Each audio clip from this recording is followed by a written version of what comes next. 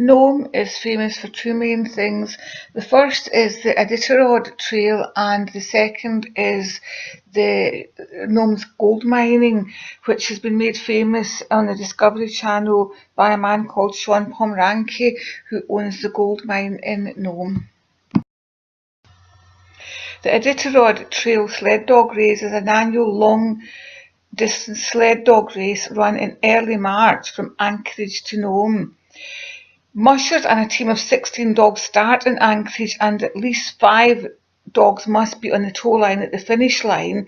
They cover the distance in approximately 8 to 15 days. The trail is over 1,000 kilometres long, and it was originally started to commemorate the 1925 Serum Run to Nome, which was also known as the Great Race of Mercy. In 1925 there was an outbreak of diphtheria in Nome and surrounding communities, and the antitoxin that was needed to be able to fight this diphtheria wasn't available in Nome. So a team of 20 mushers and 150 sled dogs began a mad dash to Nome to save the children and the people of Nome.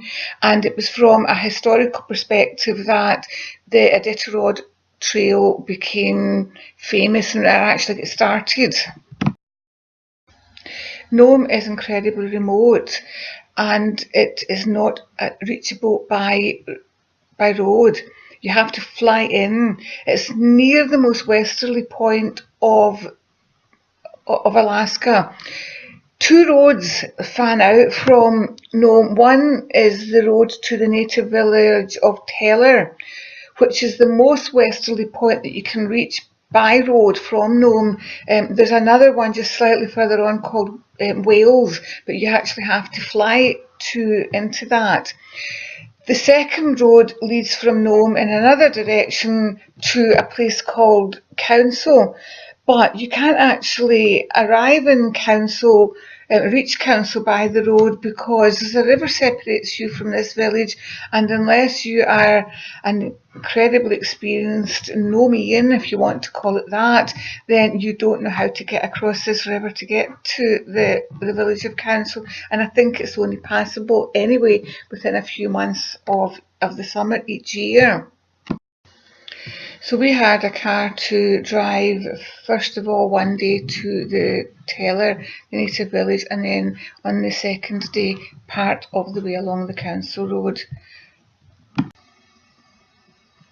Hiking in Nome is also very typical of Nome. It's not especially pretty place, and one of the famous walks is above the gold mine, but there you can just looking down on the gold mine, and also you can drive virtually to the top of this hill, and 2, it's filled with all this detritus, communication stuff, etc.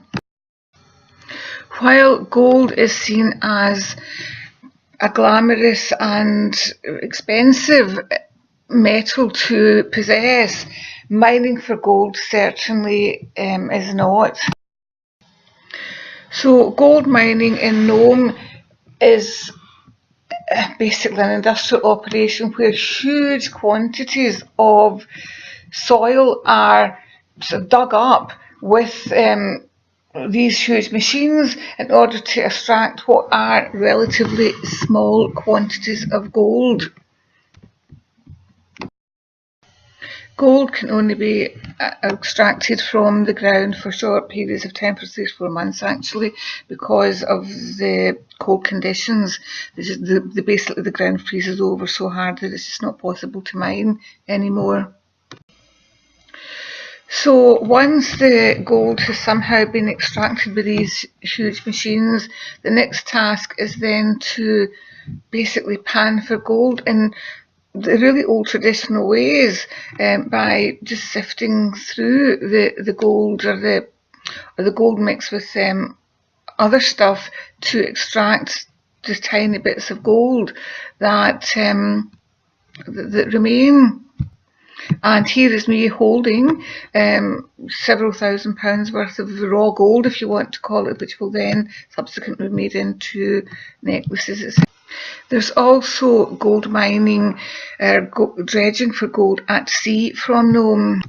Gold was discovered in 1899 in Nome, and what differentiated it from lots of the other operations for gold at that time in Alaska was the ease at which it could be extracted from the ground. It was more or less lying on the sand at times. Those days are gone, but gold panning still exists at sea and has been made famous by the Discovery Channel and Shawn Pomrenke, who owns a gold dredge called Christina Rose. So you might want to say that this is the modern day gold rush, i.e. TV right money and becoming a famous TV star.